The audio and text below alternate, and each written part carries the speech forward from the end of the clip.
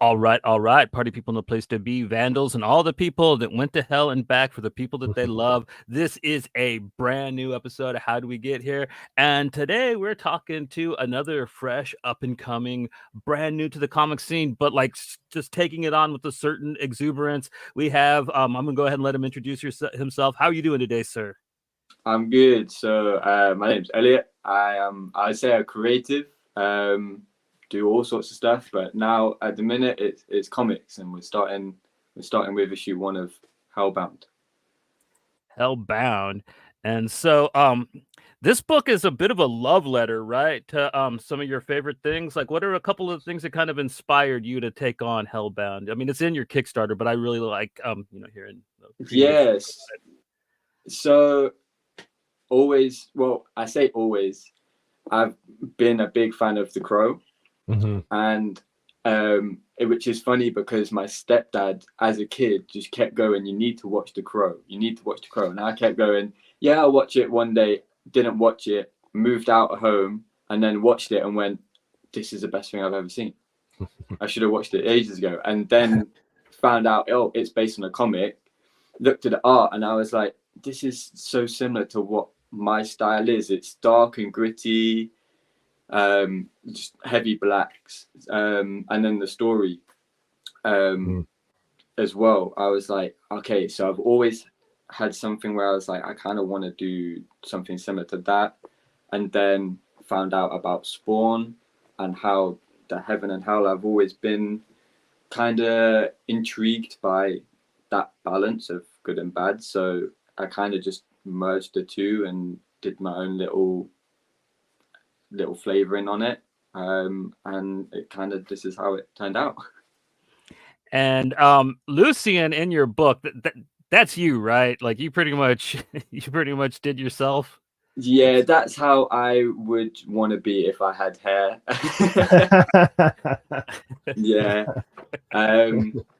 And like the outfits and stuff, because I've always been a fashion guy and stuff, so my main thing was like, I wanted to, what would I wear if I was this moody guy who is kind of lost, doesn't want to be anywhere, but a little rocker, has a bike and stuff. So that's kind of how it was drawn. And then I was like, well, if I draw it with no hair, it kind of looks like an egg in the drawings. So we added some hair to him. One thing that kind of really intrigued me about this book is it's very punk rock, but like it's American punk rock. Like it's got a very kind of New York hardcore look to it, which kind of really interested me when I found out that you were English, because usually like when Brits do a punk rock book, it's all like boots and hair glue, you know what I mean, type punk rock. You know, they got Waddy from The Exploited running around, but like yours straight up looks like it's straight out of American hardcore. Like where did that influence come from? Just wondering. I feel like the American side of stuff always kind of looks better. It for me, I like being English, and like that's kind of where punk started and stuff. Where like they're good. It's not like I'm saying they're not good, but I prefer more of the American bands. I don't know what it is. I think it could just be me growing up in the like early 2000s, like you start to get the internet, so then everything you watch and you become like that's pushed towards you is from America. And then when it came to music stuff, I've always been into like the underground like rap scene and that like SoundCloud era, like Lil P, X and all them. When they were coming up, like they still had that grungy stuff, but it was the American stuff. It wasn't, they didn't really, they always take stuff from the British side, but the stuff you see when you go on Instagram and this is always American. The aesthetic of it. Yeah.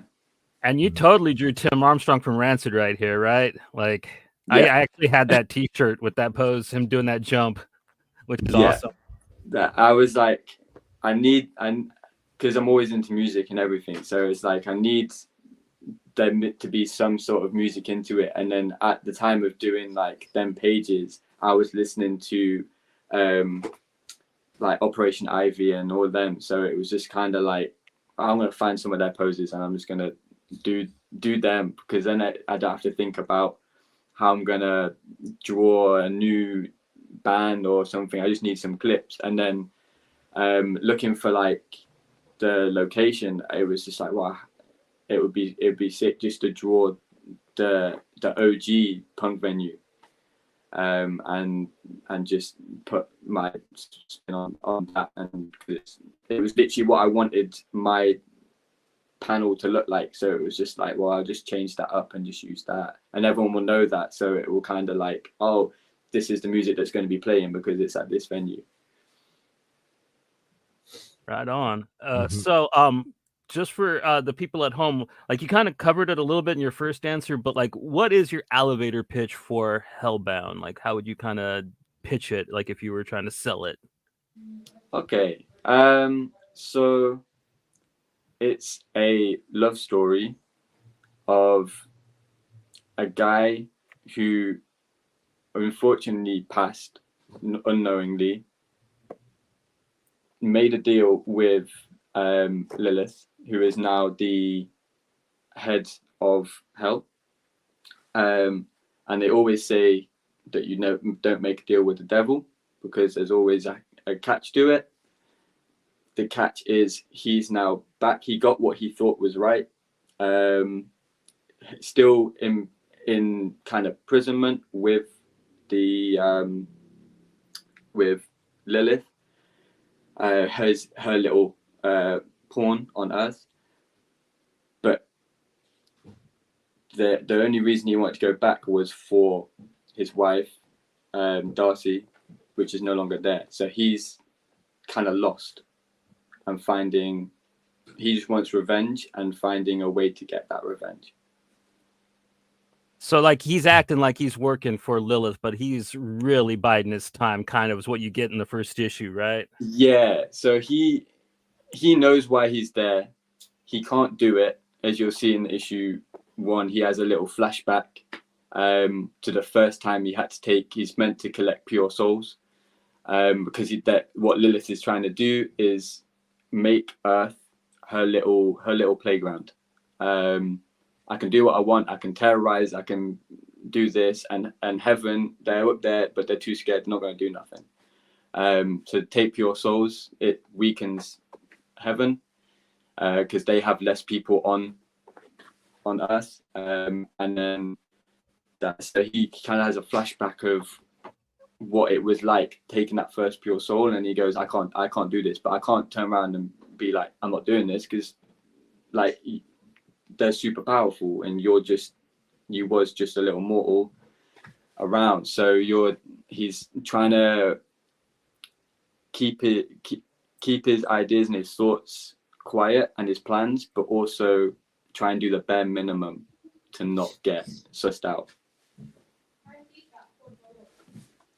Right on. And dude, your art style is super expressive, and it's pretty reminiscent of like old punk rock flyers and stuff like that. I was wondering like how you developed it and kind of what you based it on, kind of like what you were like working on. So my art style has kind of developed into what I would say like a stencil kind of look to it. Very just silhouettes, heavy just blacks, and that kind of came from when I had the clothing brand. I used to do merch for like local artists and stuff, and I would hand cut all these stencils out of paper. So I would draw everything, but obviously you need different like they call it, I think it's islands in between. So if you did a circle, you cut that circle out, it's fallen through. But if I wanted just the outline of it, I would do like the top bit, leave like 2 little bits here, and then the bottom bit, so that middle bit was always in. So that's kind of how but then instead of drawing and then making it into that, I just kind of learned to draw it in that style. And then when I got into tattoos as well, it kind of, you didn't have to have the islands anymore, but I still liked how it looked. So you would just put little more highlights in it, and didn't have to worry about, if I'm cutting it out or not. And then it just became my kind of style of how I draw anything now. Even if I try and do like sketches, it still kind of has that look to it. And I always tend to do like sharp angles and stuff without really thinking about it. Cool. Yeah, a little bit like Phil Hester has a lot of like sharp angles in his art too, in his black and whites and stuff. So it's pretty cool. We like that. Yeah. And the punk posters and stuff, they always just look way better. Yeah. And it was just done cheap because it was just single color, quick, do it, get it done as cheaply as we can, get as many and get it up. And I kind of guess the DIY side of me just has always stayed, of like, even just the idea of doing the comic was I was drawing like the sketch covers on top. So I did Wolverine and stuff, and then it was like, whoa, let me see if I can do a panel of mine. And then it was and I think it was within like a day of me googling how comics were done on by hand with the I think it's 11 by 17 boards. How do I get them? Okay, I get a package like £30. Okay, I'll do one of them. And then it was just all of a sudden, but why don't I just try and do a whole comic? And then just kind of snowballed into one comic, turned into, I wrote after I think about 2 months, I'd had the script written, and then I was like, it would have to be really crammed to fit into one issue. I did it into 4. I'll do 1, see how that went. Literally was doing 1 page.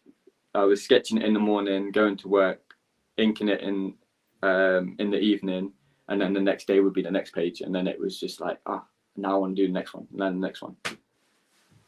So yeah, you sent us a preview for the comic. You still had the dialogue left to put in, but yeah, we got to see it, and it's really impressive. Yeah, he sent us. I sent you 2 different ones. Yeah, I sent you one with dialogue in it, and then the artist special. I just saw the artist one. Yeah, that's all right. I got the gist of it anyway. I was a bit dialogue. Like, I think I was like, I must have sent the wrong one then, because I have 2 in that folder. So I have the one where the full finished one, but then I liked seeing the artwork without So I was which was great to crop to do the intros and stuff when there's no dialogue. You just have the panels of just the art and stuff. It makes for a nicer intro with just the art without the bubbles. So when I was sending it out to people, I was sending both because I'm an artist more than I never liked writing. So I'm like, look at the art, and just hope that the story's good. Yeah. So the Kickstarter's actually turned out pretty fruitful for you, huh? I mean, I remember on Tuesday when I had a quick conversation, you kind of alluded to me that like you weren't even planning on originally doing a Kickstarter, right? No. Yeah. The Kickstarter's done amazing, and I want to thank everyone that actually backed it, because I thought I would be scrambling for like the last little bits or whatever on like the last day, just because I'm not known for doing comics. I'm not in that many talks with people like that do comics. I go to comic shops and I talk to a few people, but I'm always in my little headspace. I feel like a little poser every now and again, because I'm like, I only know the certain ones that I want, and that's it. So I was kind of like, I sent it to one person, and he was like, have you done the Kickstarter or planning on doing one? And I was like, I didn't really think about it, but then at the same time, I didn't really think how I was gonna sell it, because if I'm not known for comics on like social media and stuff, I don't have a website. If I make a website and put it on there, how am I going to get other people that isn't just friends and family to see it? And that's when I was like, I'll do a Kickstarter. I did it all over a weekend, and then that's kind of the reason as why the goal was so low, because I was like, I seen all these ones, and then their goals are like thousands and stuff, but then they've got artists to pay, probably letterers. I've done everything by myself. So I'm not looking at making money, because from past experiences with different brands and that is you never make profit on the first thing. Yeah. And if you're doing it for profit, then you're doing it for a reason. Like at the start, my thing was just make a comic, put it out. If people buy it, absolutely amazing. If people love it, even better. So my goal was the 150, because then I was like, well, that will get me like around 30 copies printed. And if everyone just got a single issue at £5, then that money would just be to get everyone's printed and like buying all the packaging stuff, and maybe doing a few little freebies and stuff on top, and then ship them out. And it was I posted it when I started work, and the guy I was working with in the stockroom was, I think after like 4 hours, he was just like, "Oh, what's it on?" And I was like, "Oh, I don't know." I looked at my phone, go on, and it was done. And I was literally like, "What?" That was mad. And what made it even better was the first 2 people that backed it. The first person got the original art piece, which I'm going to do a A3, because all the comic is done on the iPad, so it's all digital. But then I like to do a lot of physical drawings anyway, so I was like, I'll do one of the pages and do that one as a physical version. And so he backed that one up straight away, and I was just like, I put that on as last, as like an extra thing. If someone really wanted to, like a friend or family was like, "Oh yeah, I'll back it £50," and then he got something for it, and then the person after that got a signed copy, and they just found me through Kickstarter, which blew my mind, really. Well, I mean, like that's how I find a lot of my favorite comics lately, man. And it's gotten a little more touch and go on Kickstarter. It's not as fruitful as it used to be, but like sometimes, especially this last week, doom scrolling through it, I found some really, really amazing pieces, like your book in particular. And yeah, it was the striking artwork, man. It's the just the genuine like horror punk look to it that like it hooks you, man. If you listen to like Hellcat Records and stuff, you like collected all those old albums and like that album art, man, like it draws your eye right to it. That's it. And I took a copy to the comic shop near my work, just to be like, if you're interested, or like, this is what I've been working on.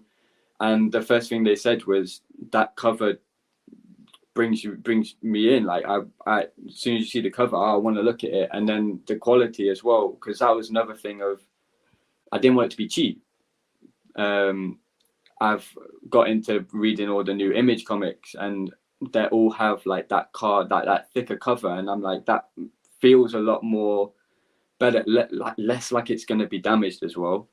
So that's when my first thing was like, oh, I want a thick card cover, and then the page inside's like not the like newspapery stuff, especially when I'm printing black as well. It's like, I don't want it. It's so like, is it going to show on the other side? Bleed through, yeah. You need that waxed little bit of the coated paper so that the ink doesn't go through. That's it. So it was little things like that, but that was fun for me to kind of research as well. Was all like the different types, how I wanted it, all this kind of thing, which was really fun. Yeah, those original art tiers are great. Like a lot of like all the people we know, when they offer them, they always get like 2 or 3 people that often take like an original page or art tier. People like that stuff. And I would like it as well. That was the kind of thing, is if I was going to back it, what would I want, and what were the good prices as well. It was a lot of looking at other people's and seeing what they do, especially with add-ons and stuff, because it was completely new to me. So it was like, okay, so now there's add-ons of like a t-shirt, I'll screen print t-shirts, bookmarks. There's going to be put in every order now, because it's on 182% funded or something crazy like that. So it was like, well, now I need to do everything else. So I've got bookmarks going to be printed, they're going to be in, and a art print of the cover, but it doesn't have the issue 1, so it still just looks like a nice poster. So that one actually is going to be an add-on, and then the one that gets sent out is going to be one of the panels in the issue, but I'm not going to post it because it kind of, if you haven't read it, it kind of spoils what's going on. So that one's going to be like a little secret thing. When you get it, you'll see it.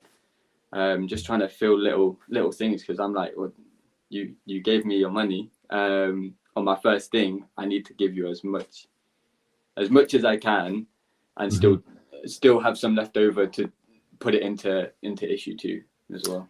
Yeah, because I was going through your Instagram and stuff just to, little digging and research, and I saw that you did clothing, like t-shirts and stuff, and I was like looking at the campaign, I was like, man, this guy makes some t-shirts. You didn't throw any t-shirts in as a thing in there, and then now you just said like you added it on after as an add-on and stuff for t-shirts, because that's a pretty good seller on a lot of campaigns too. Like people like to get the merch to go with the book and stuff.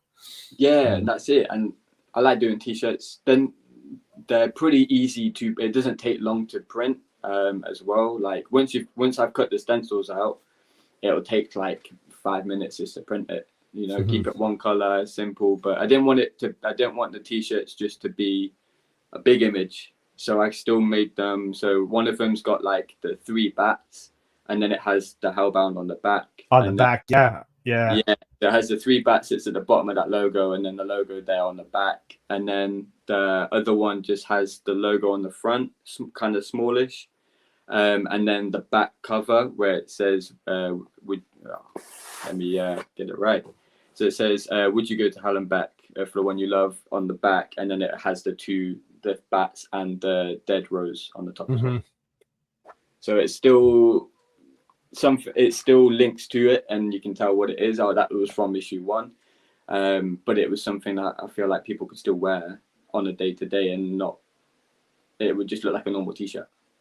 Yeah, I think I saw the t-shirts on your Instagram. I think you posted it to your Instagram. Yeah. And I was like, when I saw Hellbound like printed across the shoulders on the back, I was like, that's such a nice touch. I love like just the little logo in the front, and then like the big print on the back. I love that. I think that's awesome. I always think t-shirts and stuff look better when they've got something big on the back and then something small on the front. Sometimes some things get a little too big on the front. Too big. Yeah, I find often like t-shirts, they go too big with the print on the front, and it looks, I don't know, I like it maybe medium to small on the front. That's kind of how I like them. Obviously, I still have a lot of I'm big into the vintage t-shirt scene, so I do have a lot of like big print tour t-shirts and stuff, which it works. But sometimes if you want to put like a zip up on or something, if it's too crazy on the front, you lose it. Yeah, so it was just like whenever I do stuff, I tend to do big things on the back and then just something more on the front. Yeah, if you go big, it's got to be designed for it, right? It can't just be like a random logo that was just made to slap everywhere, and then you go too big. Like it has to, like, I don't know, like if the design comes off onto the shoulder and kind of off center or something, then it's cool. But and it has to flow with the t-shirt. I guess that's more of my tattoo side coming in, of like the placement's key. You put something too low down on the side, on the front, then it doesn't look really, it doesn't feel right, or it's too to the side when you sit. Or it looks sloppy, or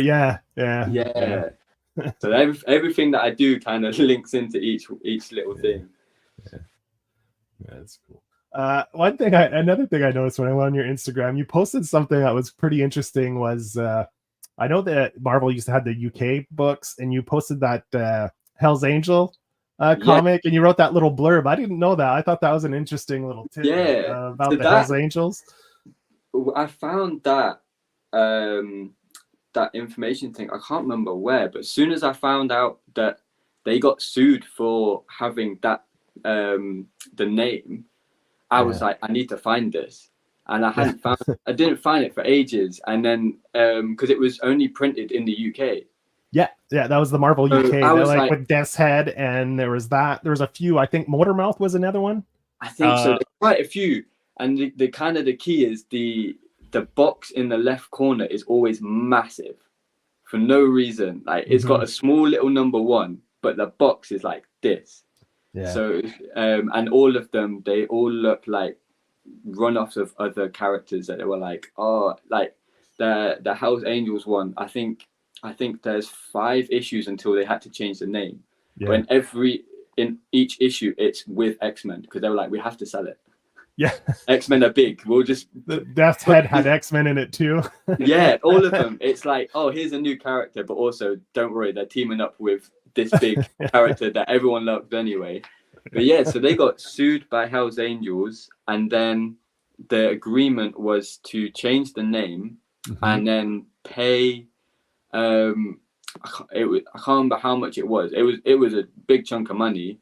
So I think you wrote 35. I don't something. Yeah, 35,000. Yeah, donation like to the McDonald's, Children's Hospital. Yeah, and I think when they had to pay that, and I think Hell's Angels were going to match it or something like that. So they both contributed, and then they had to change their name, and then it just changed. But yeah, I was just flicking through one day, and just saw it, and I was like, "This is the one. I've been after this for ages." Yeah, but it's just interesting. They sued them not for profit, but okay, change the name, and you have to donate to yeah, you know, like. That's pretty cool. I thought that was a really interesting little tidbit about that comic. Yeah, it was. That's it. I like finding little random info about certain like comics that like they're not really that big, and it's just like, oh, that's got a story for it. Johnny, you were going to say something when I said Motormouth. Was Motormouth not a UK Marvel? No. I was going to say I have actually I think it was called Pendragon, or it was like about King Arthur and his knights, like in the year 3000. It was a pretty haggard comic, but it was one of those Marvel UK books. Marvel UK. That was like what, early 90s that was running? Yeah, I was like in 2nd or 3rd grade when I got that. Yeah. So yeah, we're talking a long time ago. Yeah. But that's the era that I'm like, yeah, I want these comics. The modern stuff I can't really get into. There's too much going off. Yeah. See, I love Liam Sharp, so I was like, when the new Death's Head design came out and he was drawing it, I was like, oh man. So I've got a few of those. I think, was it 3 or 4 issues? Anyway, I've got them. I managed to find them and get them. So yeah. That's it. I just like the hunt. Like, I do go online and like you try and find them, but it's just not as fun as going into a comic shop and just and you save the shipping. Yeah, that's it. It's the shipping. So for me, I'm trying to get the full Chris Claremont X-Men run, but I'm trying to do it on a budget of like on non-key issues. I don't want to pay more than £3. Okay, yeah. So it's like, well, if I go online, I can find the ones that I need that fill in these big little holes I've got. But then you add on the shipping, I'm like, I could have got another 4. Yeah. And then it's like, I've got it, and you wait for it to come, and then you just stick it in your box with all the others. It's because if I haven't got a good like 5 or 6 in a row, there's no point in me reading it because I'll forget. But next time I get the one after that one, I forgot what was in it. So yeah. It's just fun just to go and be like, right, what's on the wall? That was cool. I can see that one. Yeah. And then I just go in all the bins and just for the key issues though, you could always try to get low grade. Then you get them for a lot cheaper. Yeah, that's what I did. Like I got a Crow. Well, seeing as how you love the Crow, I snagged the Crow, the #1 for $100 Canadian because it was a low grade. I think it was, what was it, Johnny? It was graded as 5 or a 6. It looks fine, man. Like, yeah, it does. Like it's fine for me.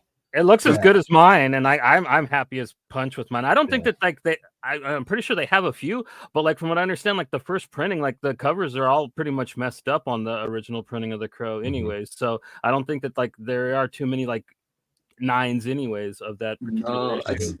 For me as well with the grading, I did have one graded comic back in the day. It was a Ninja Turtles Adventures #1, I think it was, and that was like a 7. And I looked at it and I was like, this is like perfect. I get how white people go and they want the highest grade and stuff like that, but for me, I'm like, I would prefer to have a non-graded one so I can flick through it every now and again. Yeah, I can't buy a book and not open it. Yeah. Look, Johnny and I I managed to snag a Ghost Rider #1.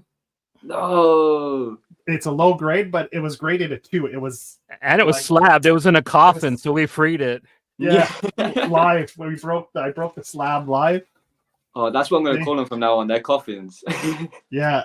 See, we broke it open and I pulled it out. And I think I paid maybe $200 for that one, which is pretty good. Decent. Yeah. Yeah. And the Crow for me, like, I always look, even though they're so out of my price range right now, I always look, because you never know, there might be someone that sticks it on eBay for bids and it goes for nothing. Yeah. But they're so hard to find here. I've found in the past probably 6 months of looking, I found 3 #1s and like 2 #2s and probably 1 #3, and most of them are graded. I haven't found a and then raw's the way to go, right? I mean, it is. And then the other day when we was doing the test for this, I just got outbid by on a Hawk 340. It went for £52 and my highest bid was £50. I hate so the other person just had the auto thing. And it ended as we started doing this. So I was like, oh, I've got it in the bag. No one's bid on it all day. And then literally I was like, oh yeah, I got outbid by £2. But like the best thing is bids, because people just either miss it or forget. And it goes, it's the ones where they go, oh, this is the going rate of it. When I'm on eBay, I go and I put the highest I'm willing to go, and like I make that my first bid. I don't do increments. I go like if I'm gonna put $75 on this thing, like I'm gonna. I need to do that, because normally I go in increments, and then it gets to what I'm wanting to pay, and then someone outbids you by like £2, and then you go, well, then now I don't want you to get it, because you've just outbid me by £2. Outbid me by 10, and I'll be like, okay, yeah.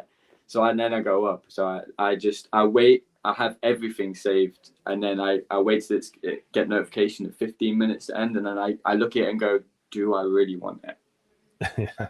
I'll wait next month, and someone else put it back up. So just to remind people that we have the link for the Kickstarter in the chats, and there's also a link in the description. So we're talking to Elliott Wright, who has his Kickstarter for Hellbound running at the moment. I think when I checked, you still had 2 weeks left. So you still have 2 weeks on the campaign. Yeah. So 15 days, I believe, right? 15 days. Yeah. It should be. Yeah, it's 15. It should end on the 30th, I think. It's the 30th or 31st. So, So I tried to do it for like exactly a whole month. It was easier for me to kind of remember. And then it was kind of like, right, I'll get people in the payday at the start, and then people that go, I'll get it next payday. They've still got that little bit of time. I want to ask you a question too, seeing as how The Crow is like a movie you love, and it's one of your major influences, especially for the book you created here. Is next week there's the new Crow movie coming out on the 23rd of August. I was just wondering what your opinion on that was. So when I first heard about it, I was like, hell yeah, I'm ready for this. Then the first trailer dropped, and I was like, it's a different take. And then I heard a bit more that it is more of a different take. It's gonna spend more time on the relationship of them two. But for me, the original, you didn't need to know the backstory between them, because you saw how much he loved her to do all of this, and she was only in it at the start for like 15-20 minutes. Yeah, and a little bit in the flashbacks here and there. In the flashbacks, yeah. So I was like, that's all you kind of needed for you just to see what this guy was like, what was driving him. So I'm hesitant. I think the design on him, it's a modern take. I feel like you can't go and redo the first one. No, if you're just gonna why do that? Like, yeah, we already have that. Like, don't just copy that. Like, if you're gonna do it, try to do something different, right, with it. Yeah, or directly adapt the comic or do something completely different. Yeah, two. But then I was thinking, because when the leaks came out of the actors and stuff, and they've got FKA Twigs, I was like, are they gonna do this one of like the spin-off stories where because there's more than one, isn't there? Yeah. So I was like, oh, they're gonna take a different one, and that we get to see that and that side of it, because no one really looks at the other spin-offs. They just look at that first like 3 or 4 run like issues, and that's kind of it. The other stuff, no one really looks at it that much. So I thought, oh yeah, and then it's kind of turned into the same story, just slightly different, just more modern. It looks like John Wick is the Crow. That's it. I think maybe a slight misstep is going with the Draven character. You know, like maybe like you said, just another take. Give him a different name. Make it a different character. Like the Crow's always going to have that one thread that kind of follows through. Yeah. Right, of like someone coming back because of a wrong that was done to them. Like you didn't have to go with the same character. You could have made it something else and, you know, given it a slightly different spin. But yeah, I mean, whatever. I'm still gonna see it. The so much comes out. It's not like, oh, I'm not gonna see this movie. I'm just the closer it gets, the less excited I am. At the start, I was so excited. But now also in the first film, like the original, the soundtrack was so good. Yeah, and that also helped it. So now I'm scared of what soundtrack is going to be in this one. That's my main gripe with the trailer is I hated the music in it, man. That Phil Collins song, like, why the hell did they pick Phil Collins for a Crow movie? You know what I mean? Like The Cure or Joy Division or something like that. Sure, but like that's it, yeah. And I think the newer one that has a Post Malone song with Ozzy Osbourne, like they only used the Ozzy bit, but I'm like, Post Malone's modern. I personally would prefer them to stick not with the actual songs, but that type or well, in the original soundtrack they had 9 Inch Nails doing a Joy Division song. Like, why can't they get like Billie Eilish to do a Joy Division song for it or somebody like that? You know what I mean? Yeah. Or just get Trent Reznor just to come back and be, because he did the soundtrack, so it was just like, you know what you're doing. Yeah, you could do it differently. They probably didn't have the budget to get him though. Yeah, because he's a big shot now. So Oscar winner.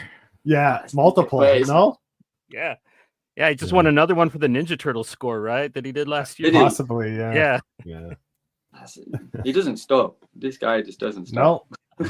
If you would have told me that the guy from 9 Inch Nails was going to score a Ninja Turtles cartoon, like I would have looked at you like you had lobsters crawling out of your ears. I'm like, the god is dead and nobody cares guy is going to do Ninja Turtles. Get out of here, man. And I swear, because so Doc Martens just did a collab with 9 Inch Nails. So I had to do all the info sheets for everybody, because everyone was like, well, you know what 9 Inch Nails is, we don't. I was like, hell yeah, I'll teach you some bits. And I swear, when I was looking, he also did the soundtrack for what's the Facebook? Social network. Yeah. That was the first he did for that. I'm like, what made you pick that? But okay. I think that was the first one where he did a lot of original. Like a lot of the other ones were, a lot of it was just soundtracks, him picking songs. Yeah. This is one where he actually did like an original score and everything and I think that's where it really, because he did Lost Highway. I think he worked on that one. Yeah. He did the soundtrack for Lost Highway. He did a few other ones before, but yeah. But I was so confused. I was like, okay. Hey, he got paid. I can't say it. But I haven't watched the film. It could be really good. It's just so different to what you would think. Yeah. You see his name, you're like, oh, like Johnny said, like 30 years ago, someone would even. I want to fuck you like an animal guy. Yeah. Well, they are turtles, so they're half animal. Yeah. That movie I was excited for, and I didn't really enjoy that. The Mutant Mayhem one. Yeah, for me, it's strange because I grew up with turtles, so yeah, they still were like I was a kid watching them. But when you grow up and you learn the backstory of turtles, it's strange that how now everything that comes out is always kids stuff. Like even the live action ones, and they were good, but they're still tailored to kids. But the first one was a little darker, and then it got more and more silly as it went. Yeah. But it'd be great to get a straight Eastman and Laird Turtles adaptation, though. Like it would. Just like we've got a Deadpool R-rated stuff. I think the problem is that Nickelodeon owns it now. You know what I mean? Like Eastman don't really have any controlling interest in it. So like I guess it's down to what the Orange Splat brand wants to do with it. You know what I mean? Yeah, they just whatever sells toys.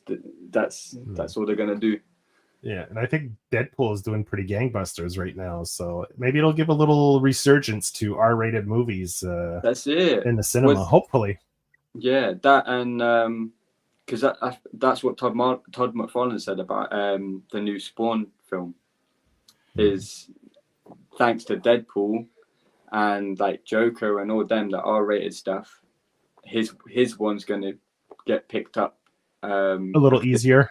Yeah, everything else is DC's got their own universe. They're not going to sell any characters to anybody. Marvel's got their other. What's the next one? And it is.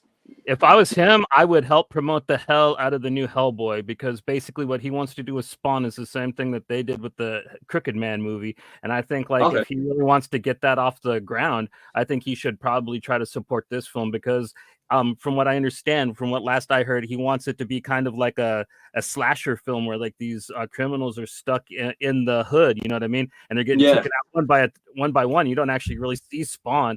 And I think for that to really work, the film that he wants to make, like this Hellboy needs to take off with people, you know what I mean? Because like that's kind of because he also wants to make it for like $1 million. He doesn't want to put like a ton of money into it. He wants to make it pretty. Yeah, he wants to make it. He wants to make it cheap, but he also wants it to make loads of money again. Yeah. But I don't think that's a bad idea. Where Spawn spends most of his time in the shadows, and you only get a glimpse of him, so then you could really put a lot of budget to the scenes that he is in. Yes. Whereas if he's in too many scenes, then it stretches the budget too thin, and So when he does show up, it's going to be a cool scene, right? So yeah. And then you're not relying on CGI all the time. That's another thing that It's got a little too much for me. You look at the older stuff, like it's all practical effects, and yes, they're not always great, but they look in the world, and the CGI. It can look amazing, but sometimes films recently have been like, okay, we have an actor in a room that green screen, and we're just going to stick everything in after. Yeah. What I found, what works best is practical effects that are touched up in CGI.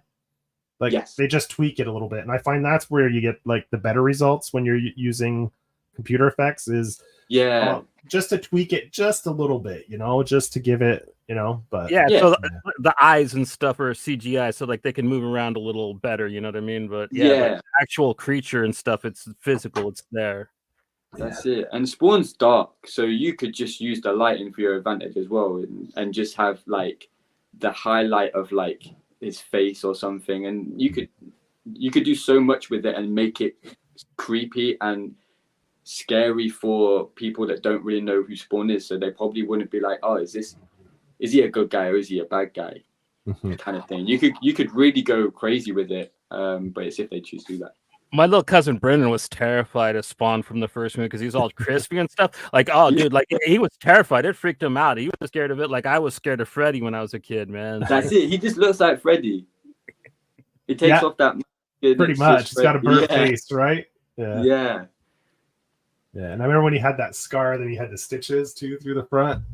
Yes, that was pretty cool. With the shoelace. Yeah, the lace up face. Yeah. That was badass, man. I was like, don't put the mask back on. Just leave him like that. That's it. You see that and you go, damn, I don't want to mess with this guy.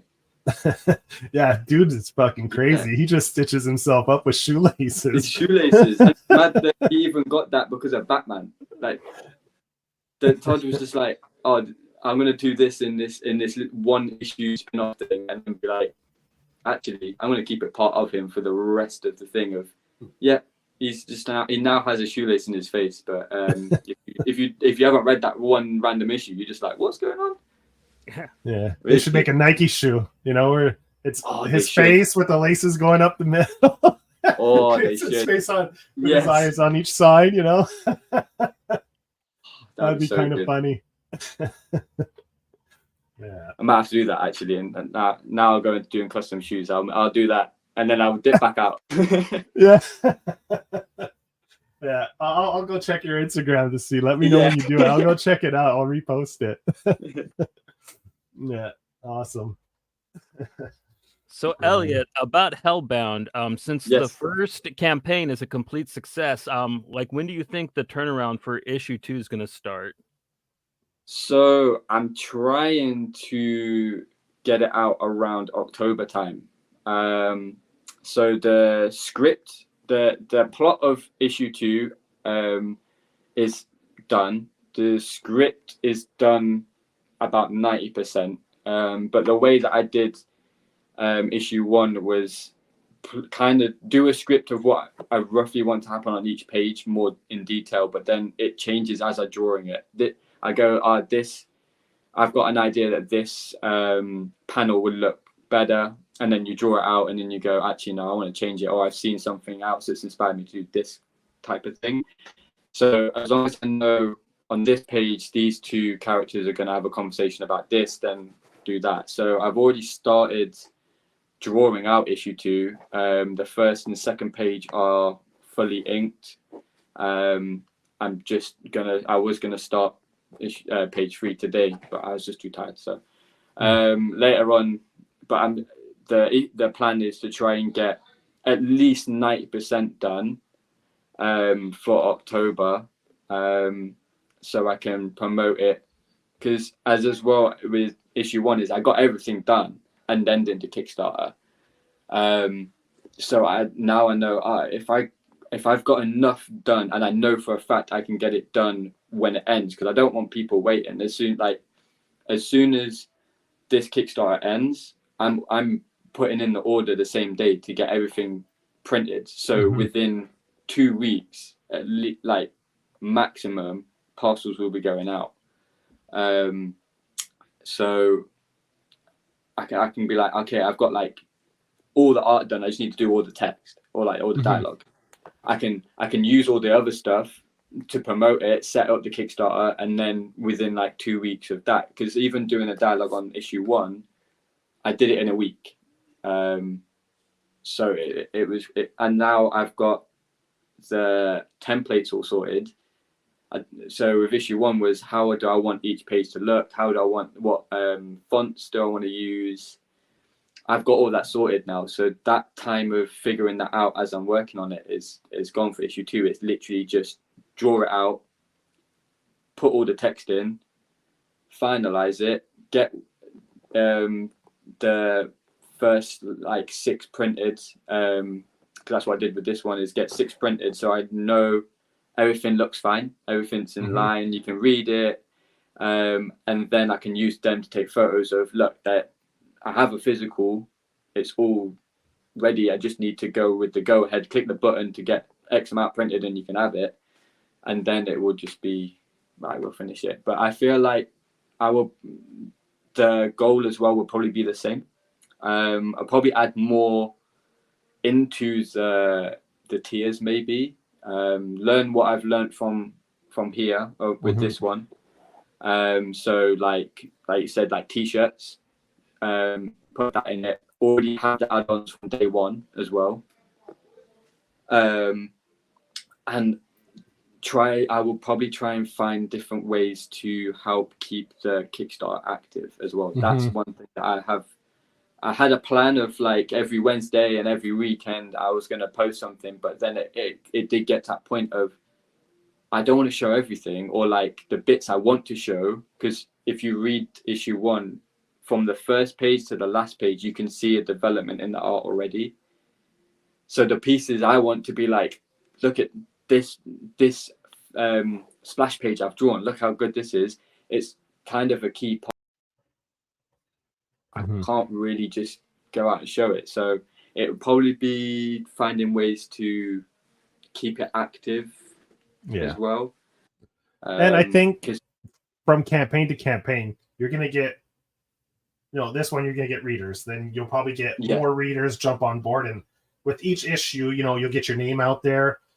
It's word to mouth, right? It's kind of, it'll build. And as you go, by the time you get to the final issue, you might have tripled, quadrupled the number of readers you have. So from campaign to campaign, you just build it up, and that's it. It's the first one's always going to be the hard one, because you're starting from nowhere. You're shouting out, look what I've done, look what I've done, and only a few people are going to turn and look.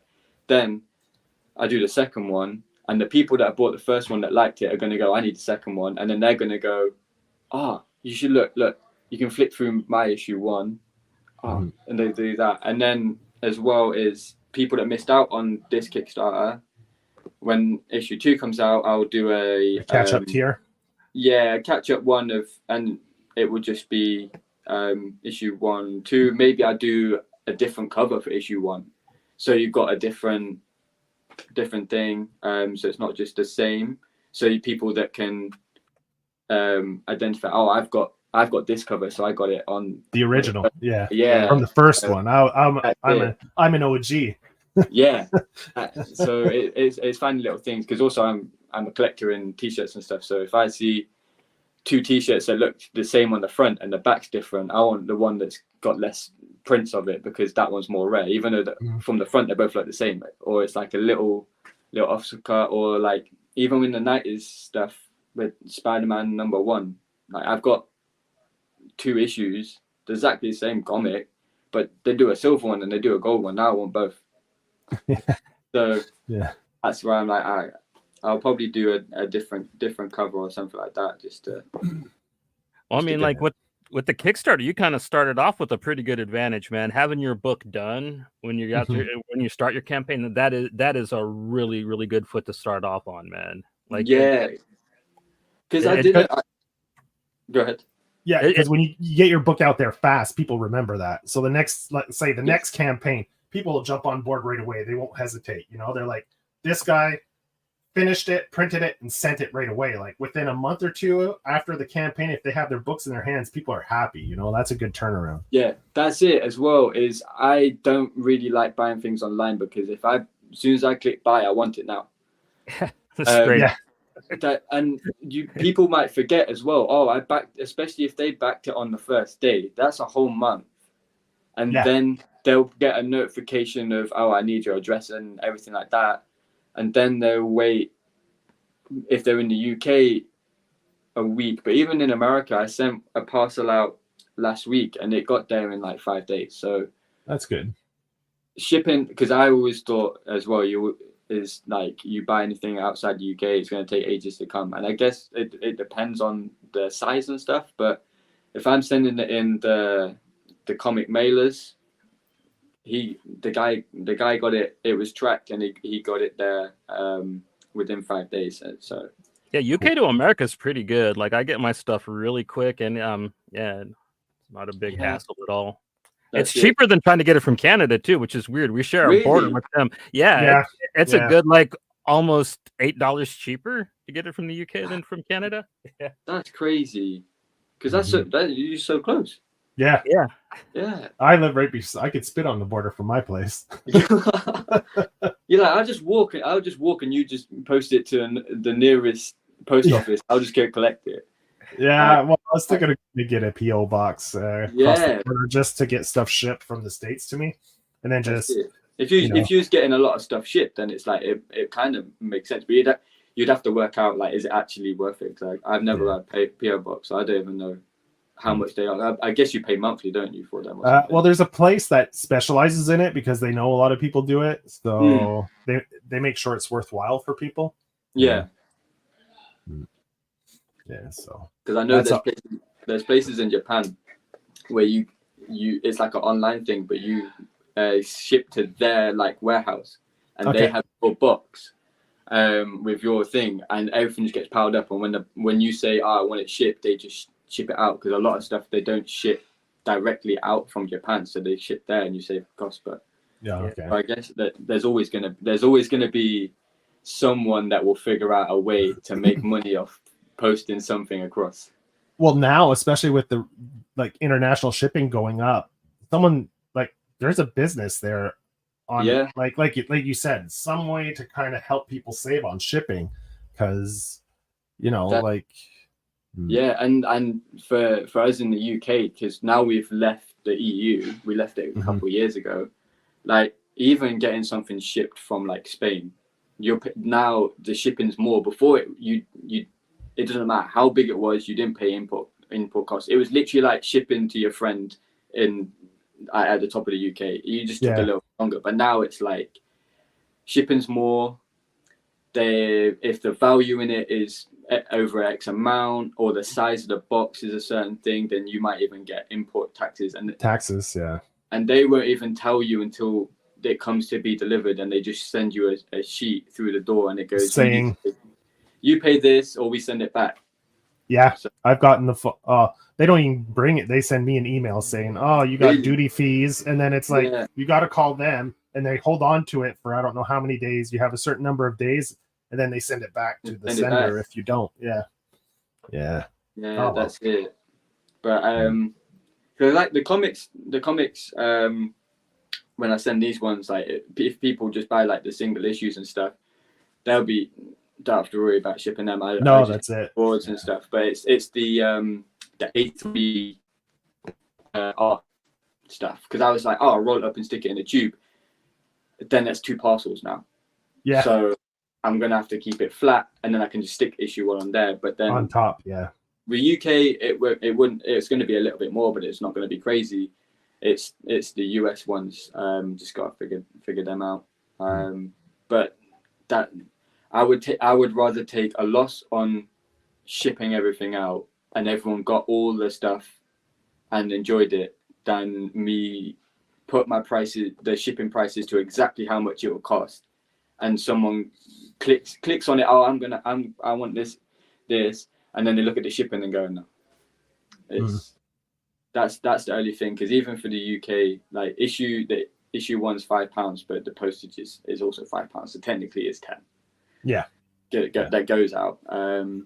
But I mean, the price of your book is so cheap that even with the shipping to the US, it comes out to about as much as an American Kickstarter book would cost, because everybody over here thinks that their books are worth $25 just for the floppy. Really? So, I thought you checked out a lot of other Kickstarters. Yeah, if you look around, most people want about $25 for a floppy. Do you know what? I did, but I didn't really look at too much of their prices. I kind of looked at what my main thing was a PDF.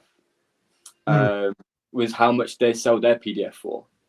And then I was like, well, I don't want to sell my comic for like £10. Because my thing was, if someone has £10, I want to buy a comic, they're going to look at Marvel, they're going to look at DC, they're going to look at the main ones. If they're charging £6, someone that doesn't really know the issue or anything like that, it's number 1, some guy's just drawn it, are they going to pay £10? So that was my thing of keep it kind of on par with everyone else's. So it's not too cheap that it's like, hang on, this is a bit strange that it's so cheap. But I kind of just the price of £5 is pretty much the cost of getting one printed. So. But I mean, it's your first campaign too. As you go, you'll kind of get a feel for it and adjust things here and there. That's it. So now I've hit profit, which I didn't think I would, which is amazing.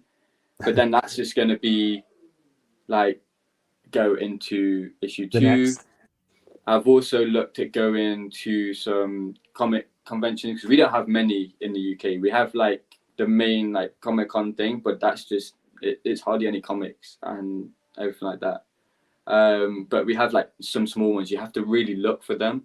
But I was like, okay, I'll put some money into maybe getting a table at one of them one day. Thought Bubble seems to be the one that a lot of our friends like from over there. Which one's that one? Thought Bubble? I've not heard that one. I'm gonna write that down. Yeah, that's a pretty popular one. Like that's comics. Like you don't get any celebrities. You don't get. Yeah. It's really a comic convention, you know, with just creators selling their books. Yeah. That's it. Because I've only been to one, and it was a super small one in London, and it literally was just vendors. And I messaged them recently just because to be like, well, I'm looking at selling a comic I've created and some like art pieces, because I want to kind of go and sell some like make a website eventually one day and sell like art and like comic related stuff as well. Yeah.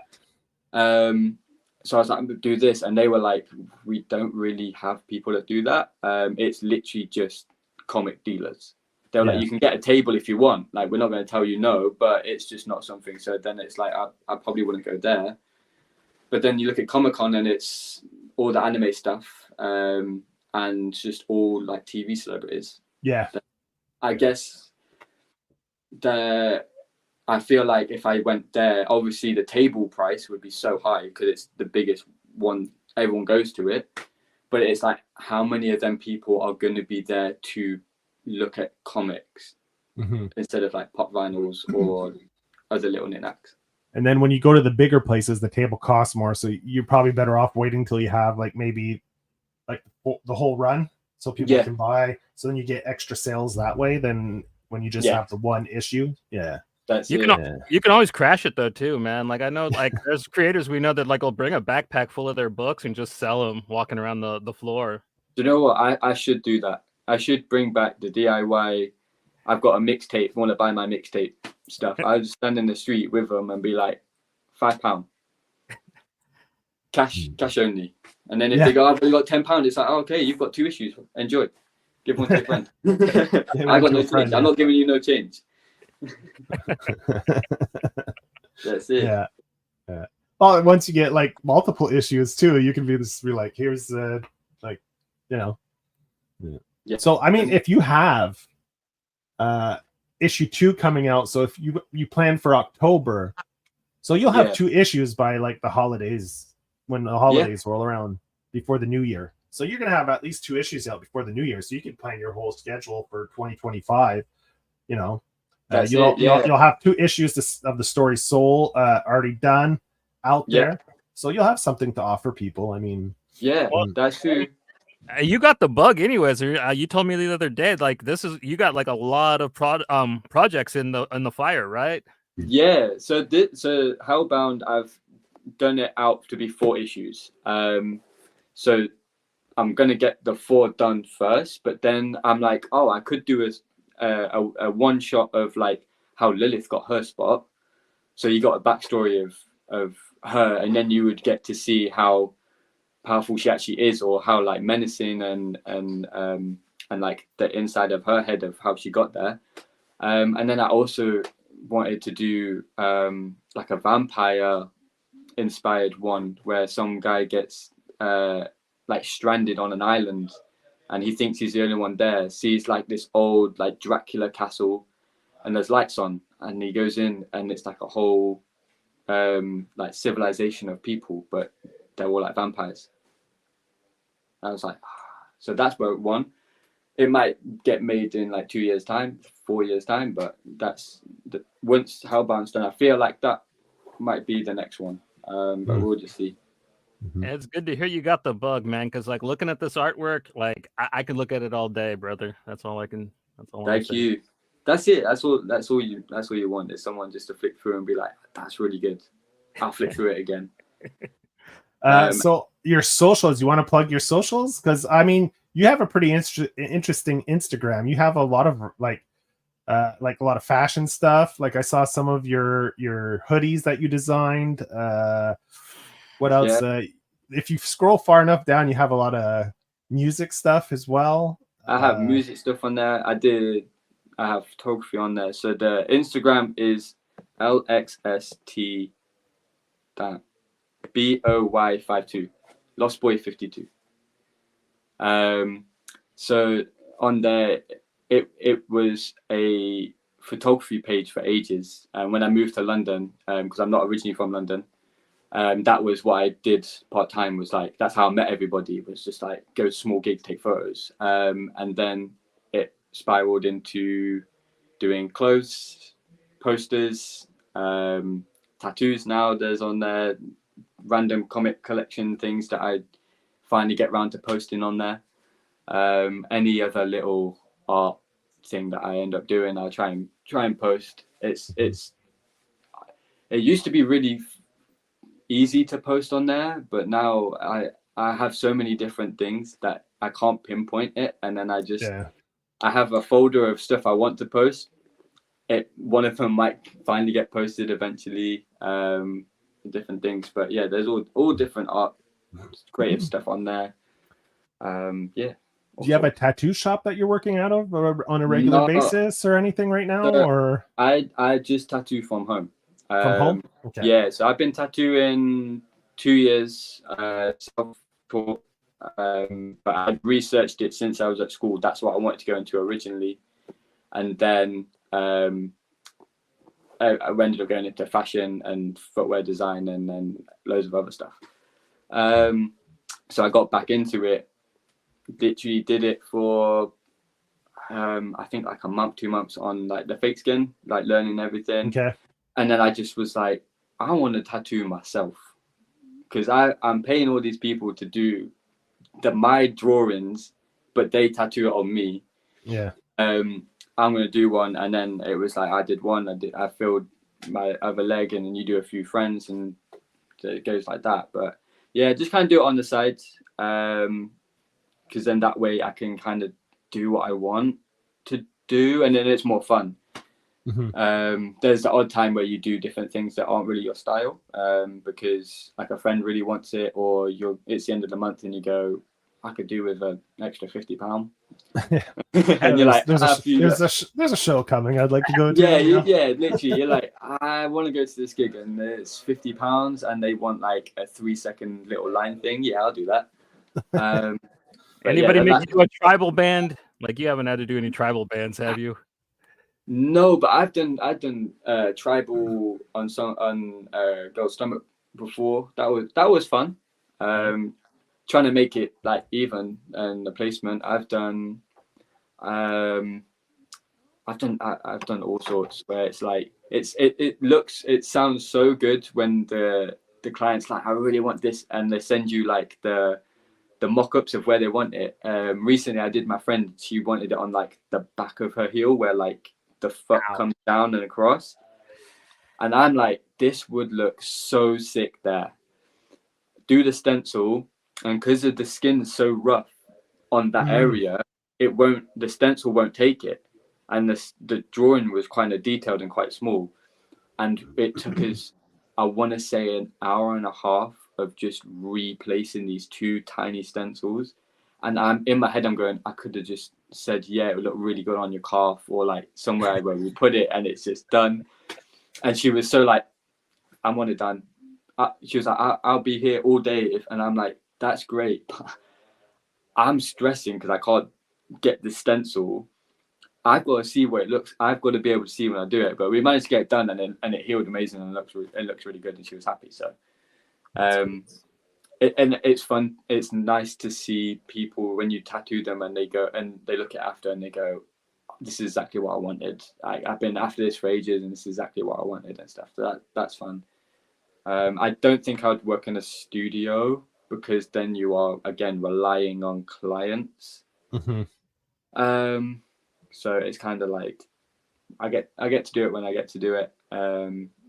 For me now, it's I'm not like looking for people to tattoo, but if someone messaged and was like, I really want this, and I really liked it, I'd be like, hell yeah. It's not like I'm no tattoos. It's just I'm not out there seeking clients. Yeah, well, I knew you were doing some, so I was just curious what your situation was for that. So yeah. I did an apprenticeship for like a month or 2 months, and that just fell through. So I have worked in a shop before. Yeah.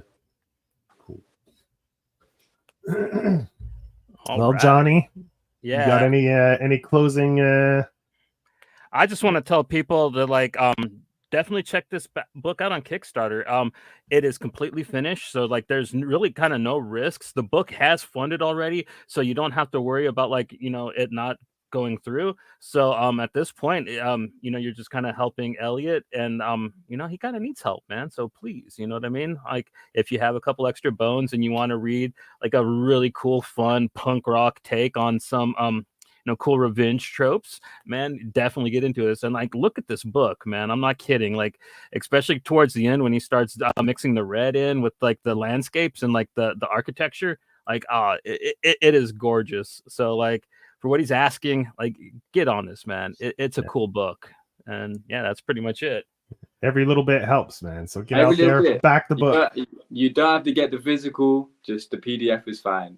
You got 2 weeks still, people. So get out there, go back this book, and man, like we said, the book is complete. It's funded, so the turnaround should be pretty quick because Elliott said he was putting the order in as soon as the campaign's done and shipping it out to everyone. And Tuesday, we're going to be completing our UK trifecta. We're going to have good friend of the show, Richard Morgan, on. We're going to be doing a launch party for issue 9 of Bam and Glam. That's going to be a lot of fun. We're going to have him on. He's probably going to be giving shit away again, which is always cool when he does that. So, but that's for people that, back the book. So you got to be Johnny on the spot on the Kickstarter when it launches on Tuesday. So hopefully we'll see you there. And until next time, you know what, you guys, stay classy, take your girl to Red Lobster. All you can eat shrimp.